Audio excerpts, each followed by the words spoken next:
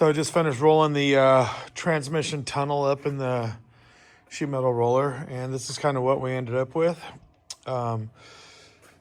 This piece goes to here, and then I made another piece here, and if you look at it, you can see it kicks up a little bit, and that's to clear right where it goes over to the pumpkin, because it gets fatter right there.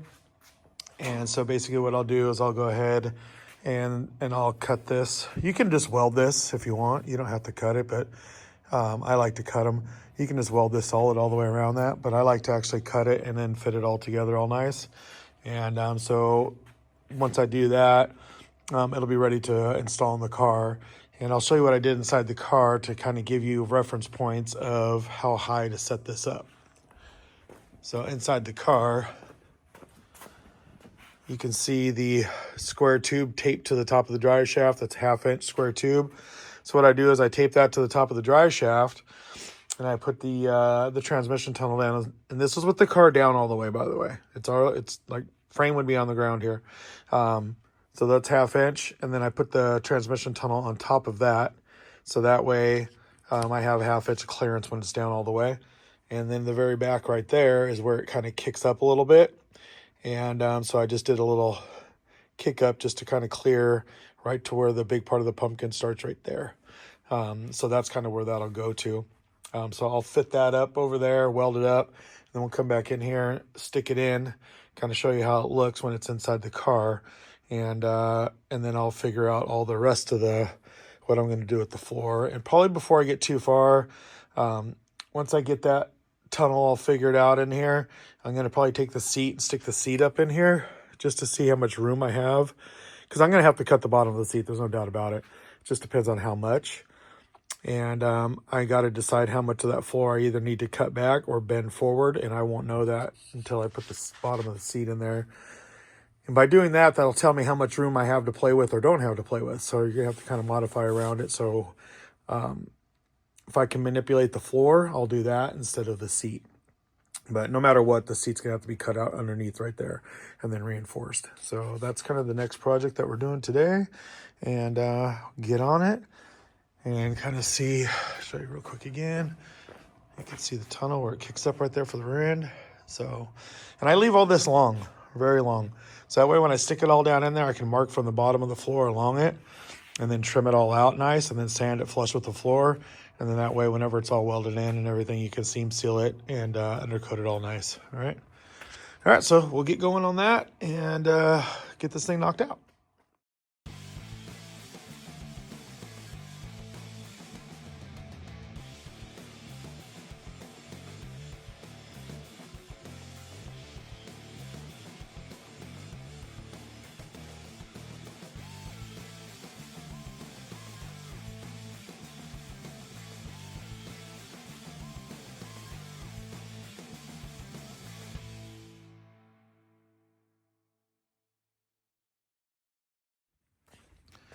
Okay, now that we got that all tacked together, you can kind of take a look and see everything just fits nice and smooth this way, all the way across, even. And then I'll weld this all the way up solid, sand it out.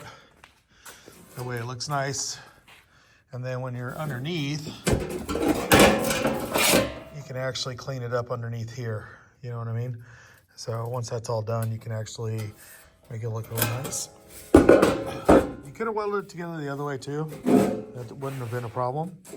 So either way, it doesn't really matter. So just whatever you want to do. If you want to spend a little more time, make it nice, or if you just want to weld it up, I mean, it's all good. It's not going to hurt nothing. So, all right, I'll go ahead and finish welding and sanding this up, and we'll test fit it in the car again.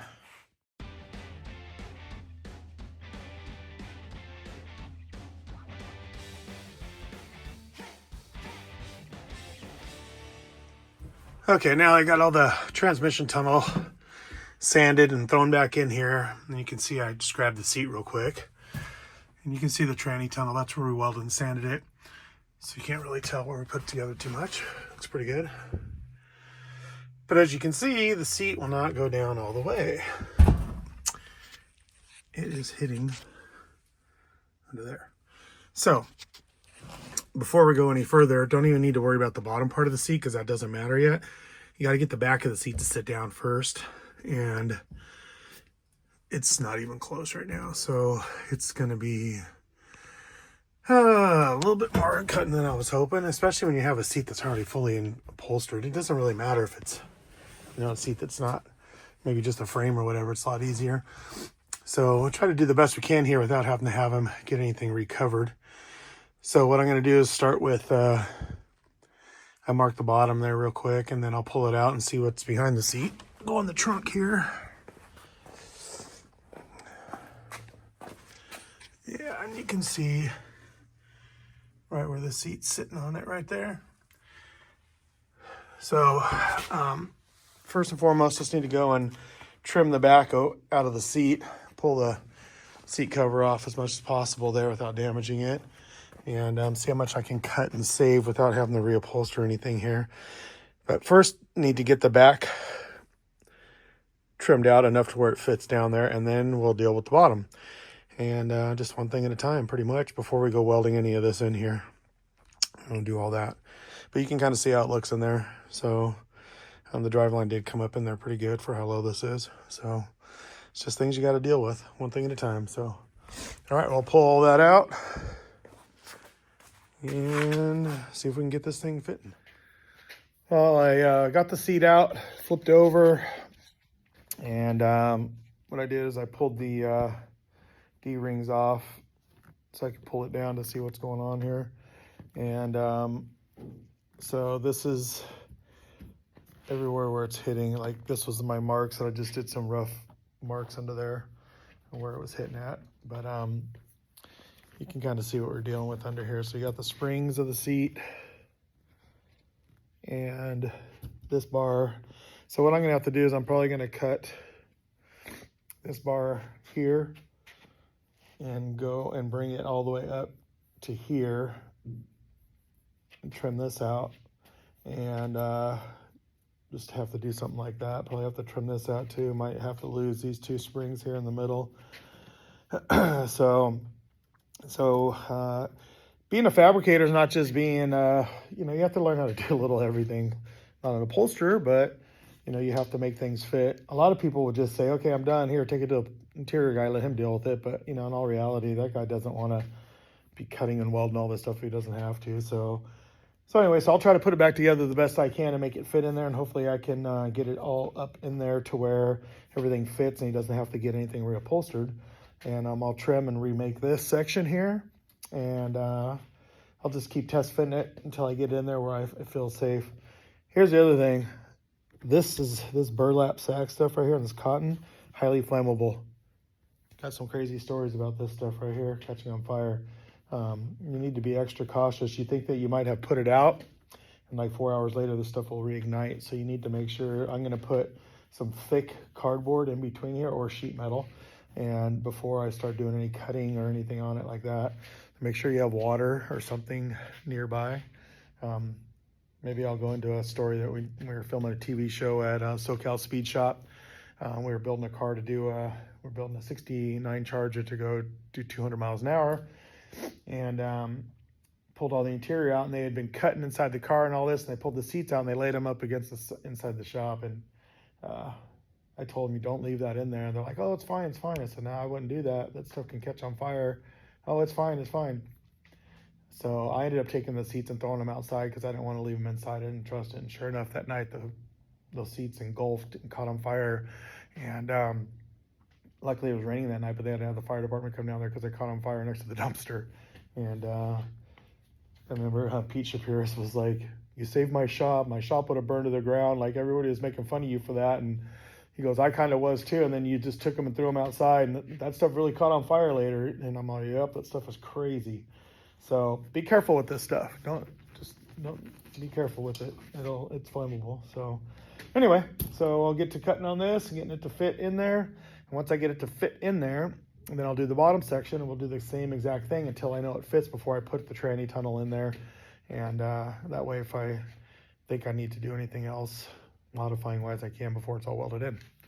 All right, so here we go.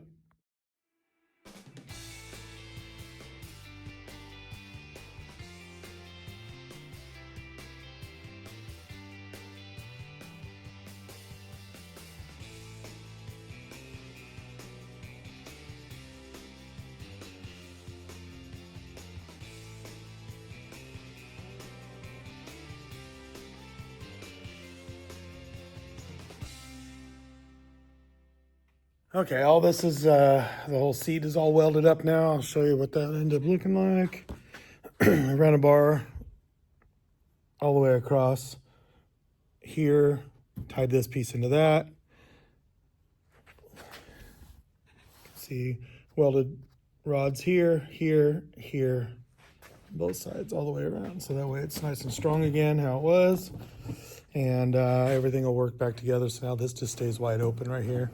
And yeah, I'll throw some paint on this real quick, and then we'll go ahead and put it back up into the car, but you can kind of see, and then just test fit it again, and then do the same with the bottom.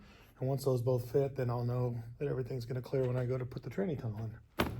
So not too bad, didn't take that long. All right, let's get after it. All right, got the seat put back in. I got clearance now. I'll fit back in good. This is all clear under here now. I put my hand under it. So that back part's good. Now comes the other fun part, which is this part. So this is gonna have to be removed. I'm only gonna have to cut this all of these ones out, and do the same type of thing I did to the other part of the seat. This front part up here is going to have to be cut out also. Not much, but a little bit. So hopefully I can just basically save all this from being reupholstered. So hopefully that'll work. So let me get on taking this one apart just like the other one, and see how it all comes out. Fit. So now we're going to work on patching up the holes that were cut in the floor for the transmission tunnel, the dry shaft tunnel, and the two link bars where they come up through the floor. So we want to get all those kind of tacked back in place before we continue on. And so just kind of go over that real quick and just kind of show you the way I do it. You can do it lots of different ways, but I'll kind of show you the way I do it. It's not going to be that much different than I'm sure the way you'd probably do it, but I do like to do a couple certain little ways of doing things. Kind of makes it easier, and make sure that your fitment is good. So kind of run you into the car here real quick. Show you the tranny tunnel. I stuck the tranny tunnel back in, threw a couple tack welds in to hold it in place with my 1/2-inch square tubing underneath the drive shaft to give me my spacement with the car all the way down. And now you can see those two bars that come through. Need to patch those holes back up. And so that's kind of what we're doing now. So what I've done is I like to cut everything out of cardboard first. Much easier to make your patterns, everything out of cardboard. I use this thicker stuff so you can actually bend it on the brake and form your pieces correctly. So that way, whenever you make them out of metal and transfer it over, they're good. All right. So basically I just marked out like the size, rough size that I needed. You can throw it up on your brake and just stick it in there, which is kind of nice with this stuff here, especially. You know what I mean? So you can just run it through the brake, break them off. And that way, whenever you do it, you can actually bend it over for both sides and transfer it over. And I'll kind of show you how that goes.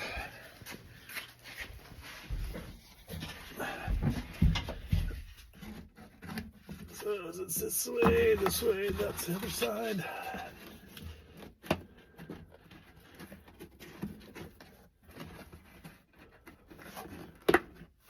So that'll kind of give you how that fits in there, roughly, obviously. So then, that way if I need to add or subtract or do anything like that when I transfer it over to sheet metal, I can. So that fits good. So I'll transfer that over to sheet metal. I'll leave it a little long so I can trim it all in to fit good. I need to get in and cut the rest of this Dynamat crap out of the way. That sucks. But that's the next thing. So I'm going to get to making these pieces right now. And once we get those pieces all tacked in, then we can work on the next section. Just kind of do a little section at a time. And I'll have to refit the seat again once I put these in, just to make sure I trimmed out enough. And if it all fits good, then we're kind of good to go. So obviously, you want to make sure all this stuff fits good. So when you weld it together, it makes your job and your life a lot easier. All right. Also, I know I'm wearing all these funky beanies. Levi's. I got my softball old sweatshirt on. It's kind of cold out here. I'm getting hats, t-shirts, and hoodies made right now. So pretty soon there'll be some of those for everybody if you want to purchase those. And then myself, I can actually wear them out here. So I hate not having that stuff, but I'm actually getting that stuff all designed and made right now. So hopefully shortly I'll have some of that. And we'll throw that up. We're getting our Spotify page all made up right now, website done and everything. And then my clothing apparel website that I used to do, and I need to get back on it, so it's getting all done again. So I'll have some cool stuff that you guys can buy. And yeah, so if you can comment in the comments what you would like to have. Right now I'm just doing stickers, hats, shirts, and hoodies. But if there's anything else you guys think that you might think is cool to have, then maybe I can get that for you guys. All right, cool deal. We'll hop on this and get this going and try to get this floor all finished up.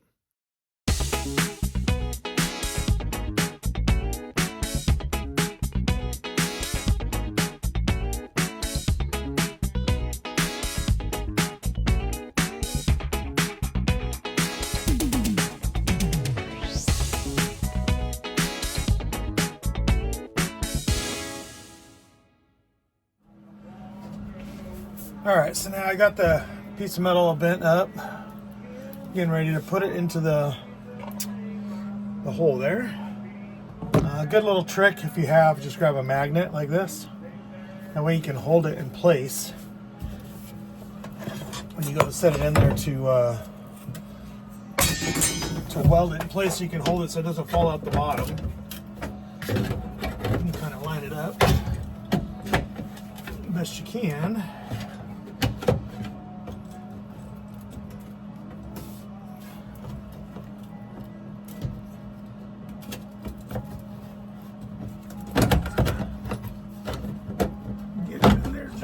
Right, hopefully.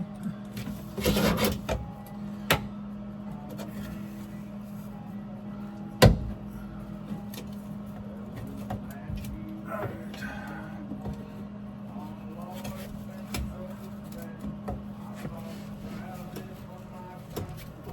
This can be a pain, obviously.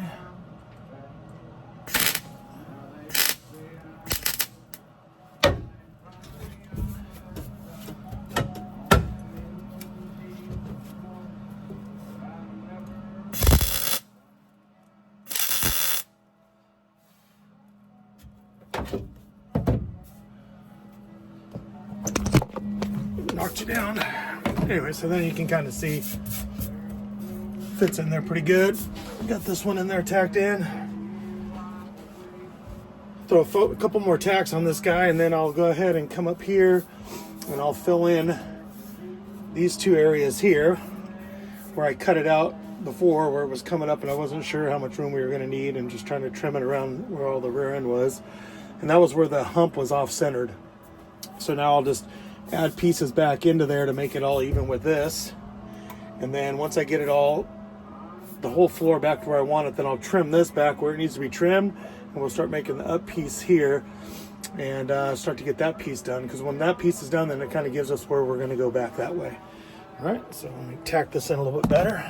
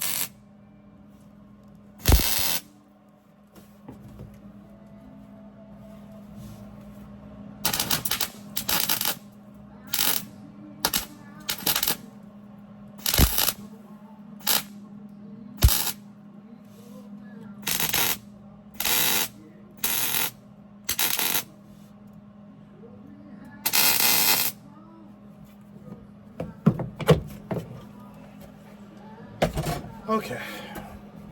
So I got enough tacks to hold that guy in place. Same with on this side, just so it doesn't fall out. Now I kind of got everything kind of where I need it to go.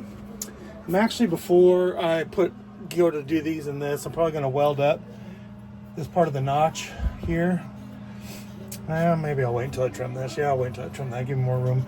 Before I add another piece to what I'll do is I'll weld up the notch up in these sections, so that way I can get to it before I close that off. And then I can weld the frame section and that first. And then once I do that, I can continue making the rest of the floor section. All right, cool. Let's keep moving. All right, so we're back on the trunk area, getting ready to do all the sheet metal inside the trunk of the car. Couple things I wanted to show you is that, first off, we'll come in here real quick. So now that all the little pieces for the tranny tunnel are all in, everything's tacked. I went ahead and made my measurements, and I put this 3/4 inch angle iron all the way across, and that'll be the height of the top of the notch cover. And that 3/4 inch, I'll make a boxed in area there to put a cover that's removable so you can access this stuff later on. So I put that piece in first. And the reason why I do that is that I want to be able to build from my floor section right there up to that. Okay. And that way this whole section is tacked in, and then I can go to the back section, and then everything can kind of go off of that to level it out and even it out. I did trim the floor around the notch here the rest of the way, welded the sections that I could get to now, because once I get the sheet metal in there, I won't be able to weld there. So you want to do all that now. So anyway, if you look, you'll see these indentations here in the floor. That's the beads in them to keep the floor strong. Okay. You can just do bead roll a panel or however you want to do it. It just depends on what you want to do. I made a die for the shape of the floor here. And the reason why I did that is I just want to kind of mess around with some stuff. I like to make different tools and things like that. And there's different ways of doing things. And one of the ways is making an actual die. It's easy to make if you have some scrap metal laying around, but you will need to have a press, or you'd have to bolt it together. I'll show you my press. What I have is,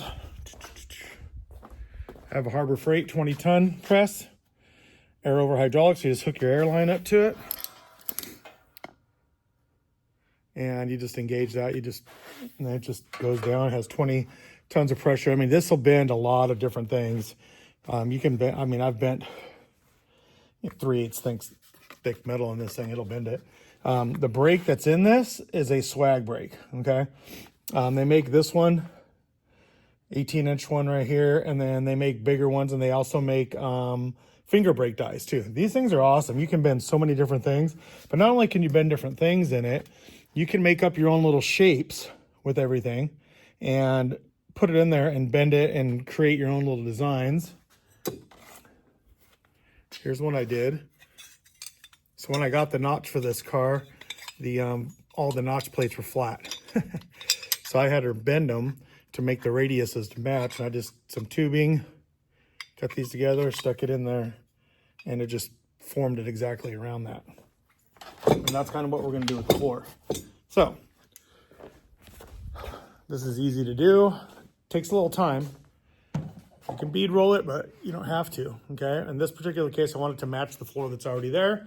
So trying to match a bead with that, a die, it's not gonna, it would be, you'd have to machine one.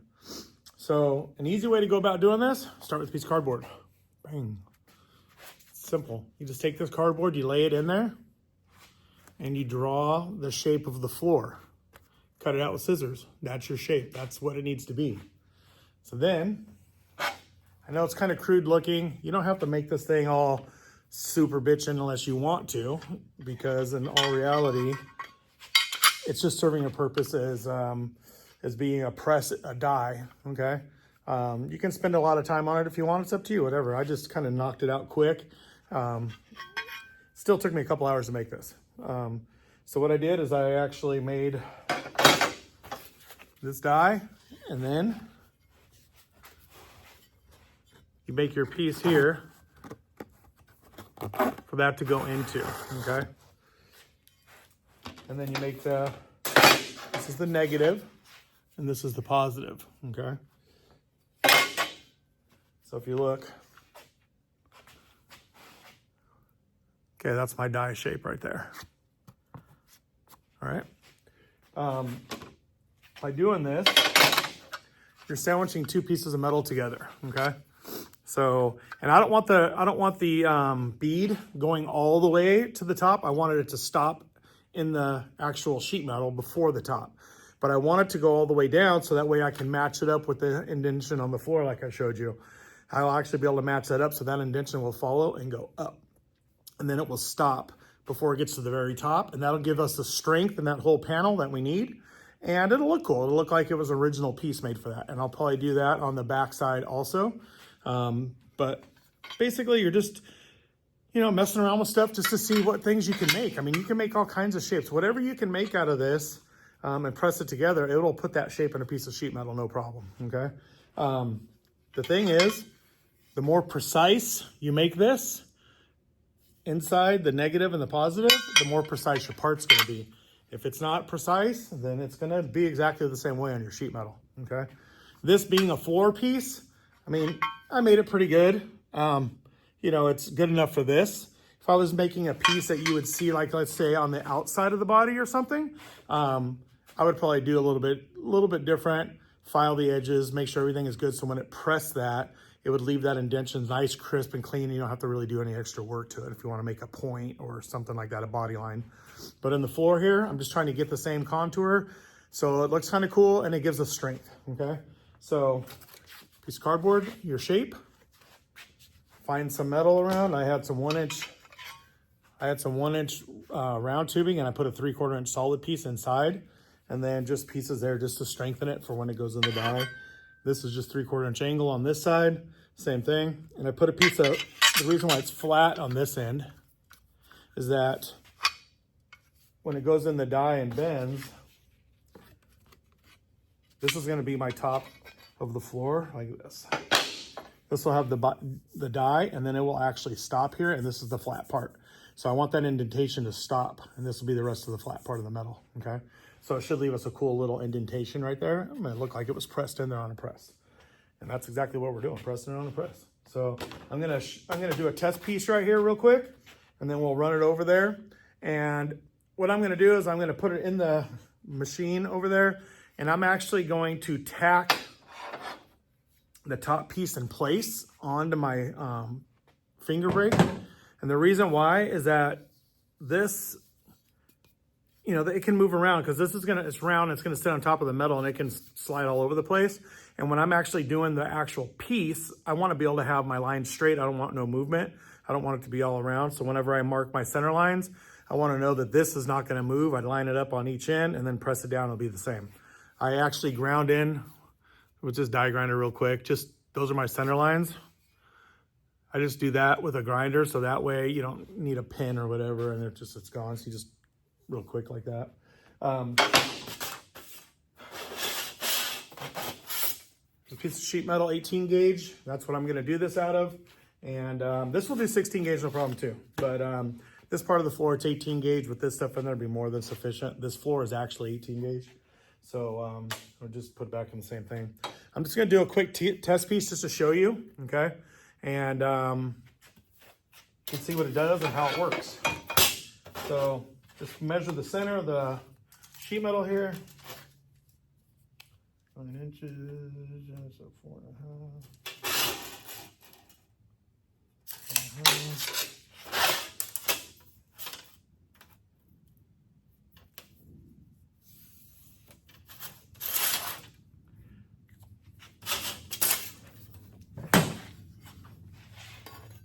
That will be my center of my die line, okay? All right, so I'll go to the press, get this thing in there, and show you how it works. Okay, so we're over here at the press, and you can see that I actually put a couple tacks in there. And the reason why I just put a couple is that I just want it to hold it so it's easier for me to push this piece in and fit it in there and line it up with my lines.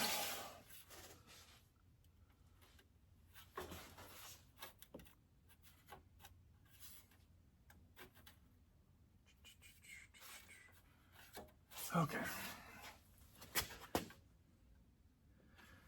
So now whenever I will actually run this press into this, and whenever I do the floor, I'll do all of them. And then when I'm done, I'll just cut these tacks loose. And then that way I will actually adjust and move this back and forth just to press it out, just to make sure I got a crisp, even press all the way down whenever I do that. But right now, that's kind of how I'm going to do it. And we'll see how it looks. Let's see here. All right, there's our pieces in. They're all good.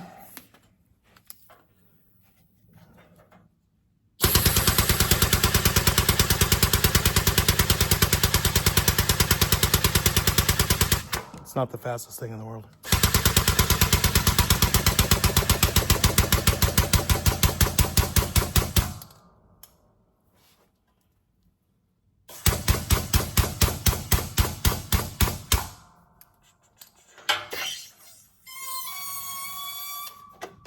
Okay.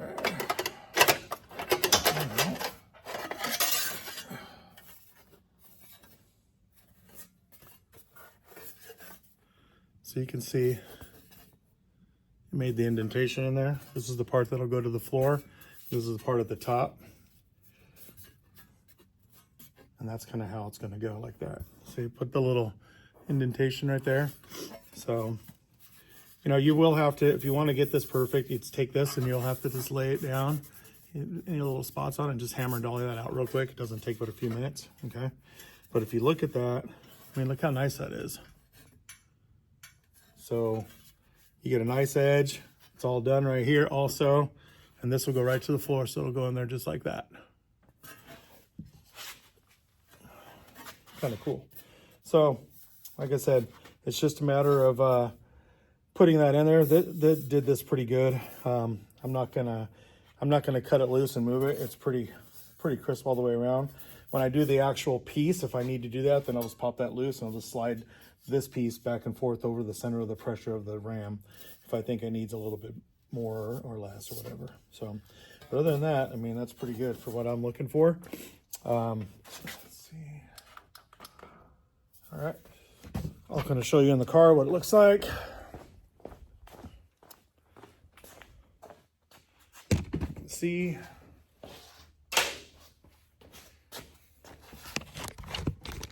Now this isn't the exact size. I just had a piece of scrap wood that I used.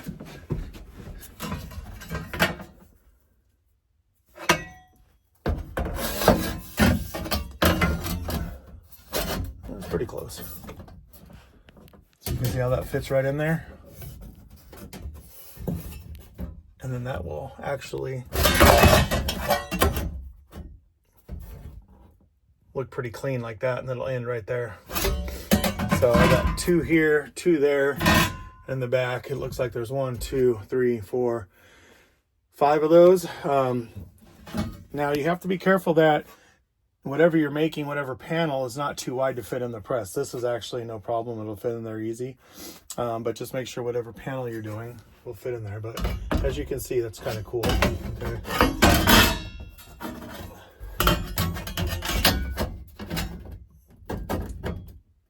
It's going to be way nice right there. So awesome. So that's kind of where we're at right now. I will show you guys how I actually will do the templates first out of cardboard. I'll make everything out of cardboard and get my templates right, draw it all out, cut it on. Once the cardboard fits good, I cut on sheet metal, trim it out. Then I'll go ahead and press those in there. And then when those are all done and pressed, then I'll start putting those pieces in. So I'll show you, that'll be the next thing we do here. So I'll get all the cardboard templates made and kind of show you how that looks.